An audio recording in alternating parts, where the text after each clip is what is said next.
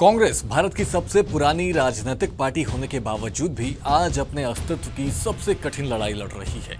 जिस पार्टी ने कभी देश की आजादी की लड़ाई में अग्रणी भूमिका निभाई, आज वे आंतरिक कलह, वैचारिक भटकाव और नेतृत्व के संकट से जूझ रही है।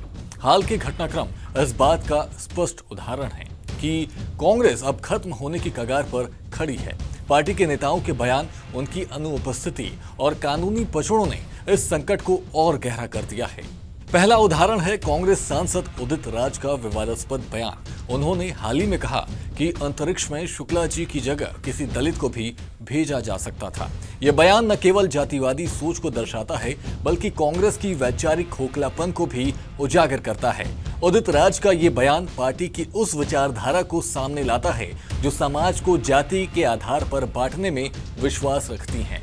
ऐसे बयानों ने न केवल पार्टी की छवि धूमिल होती है, बल्कि यह भी साफ होता है कि कांग्रेस के पास अब ना तो कोई ठोस नीति है और ना ही जनता के बीच विश्वसनीयता। जो पहले राकेश शर्मा भेजे गए तो उस समय SC ST OBC के लोग इतना पढ़े लिखे नहीं थे। इस बार मुझे लगता है बारी थी किसी बैकवर्ड को, किसी दलित को भेजना चाहिए था। कोई परीक्षा तो देखे गए नहीं कि नासा में कोई परीक्षा कंडक्ट किया, उसके बाद में इनका सिलेक्शन हुआ।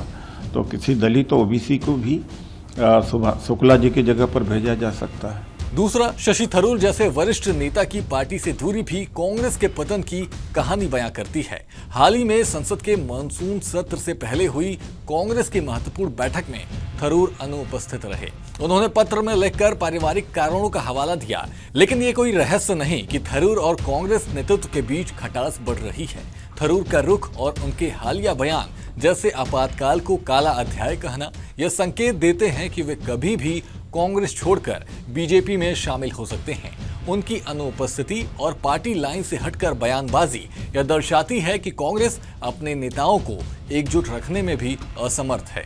तीसरा, कांग्रेस के कथित मुखिया राहुल गांधी की स्थिति। हाल ही में लखनऊ की MP MLA कोर्ट में राहुल गांधी को भारत जोड़ो यात्रा के दौरान भारतीय सेना पर कथित अपमानजनक टिप्पणी के मामले में सरेंडर करना पड़ा।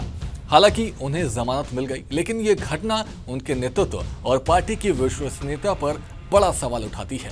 जिस नेता को खुद कानूनी पचड़ों में फंसकर कोर्ट में सरेंडर करना पड़ रहा हो, वो पार्टी को कैसे संभाल सकता है? राहुल गांधी की यह स्थिति कांग्रेस की कमजोर स्थिति का प्रतीक बन गई है। कुल मिलाकर उदित राज का जातिवादी बयान, शशि थरूर की दूरी और राहुल गांधी की कानूनी उलझनें यह साबित करती हैं कि कांग्रेस अब दिशाहीन और कमजोर पार्टी बनकर रह गई है। इनके पास न तो एकजुट नेतृत्व है, न ही स्पष्ट विचारधारा।